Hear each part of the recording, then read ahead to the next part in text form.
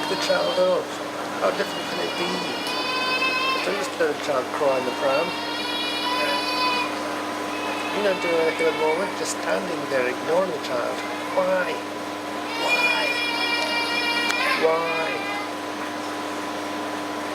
And why do people do that? Really? Why? You know, I can understand the parent doesn't want to leave their child at home when they go out shopping, but do you really have to take the child shopping? Isn't there somewhere you can leave the child? Don't you have, you know, this particular instance that you just noticed before, there was both parents were there. There was like a younger boy who was about 8 years old, so I think, and the baby that you heard was, you know, toddler in the pushchair, and mother was busy doing something, choosing photographs, and the father was just standing beside the pram while the child screamed and yelled. You know, didn't do anything to calm the child or anything, just totally ignored the baby. You know, it's right there, you know, a foot from you. Pick it up, hold it. That's what they want. I know this to be the case. You know, I'm not an expert with children. Disclaimer, and so on. But I do know that when you've got a baby who's crying, the best thing you can do is pick the child up and just hold him or her or it. If that doesn't calm them down, then there's something wrong with the child and you need to speak to somebody who knows about children.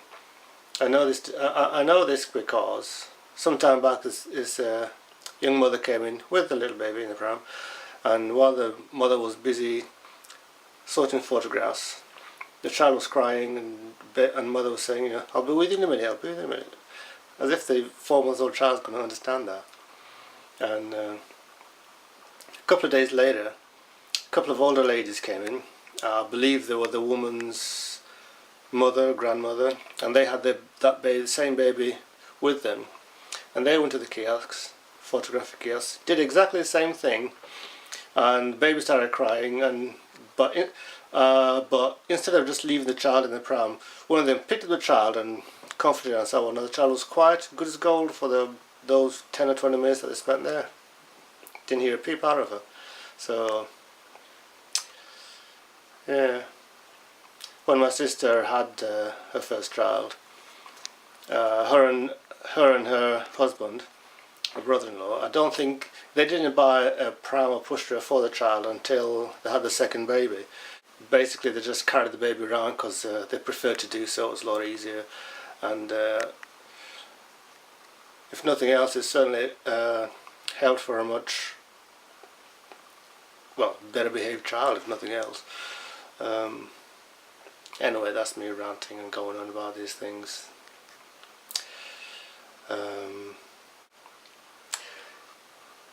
To change the subject slightly, here's today's mug of the day. Today's mug of the day is an X-Files mug.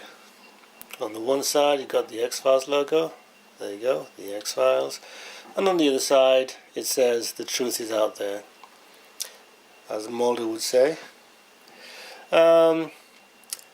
Here's another instance of me not knowing where I got this mug, possibly at a convention. It's quite an old one, this one, so I did buy it when the X-Files was still on television. And I pretty much stopped watching the X-Files when Mulder left, or just before he quit the show. And that's just something I've noticed about sci-fi shows. Did a lot of TV shows, but particularly sci-fi shows. After the first few shows, the first couple of series and so on, I seem to lose interest and end up stopped watching them. There have been a couple of exceptions, Star Trek being the most prominent one. I still watch Star Trek reruns on the television, and the other one being Farscape. Certainly one of the best sci-fi shows on television ever, if you ask me.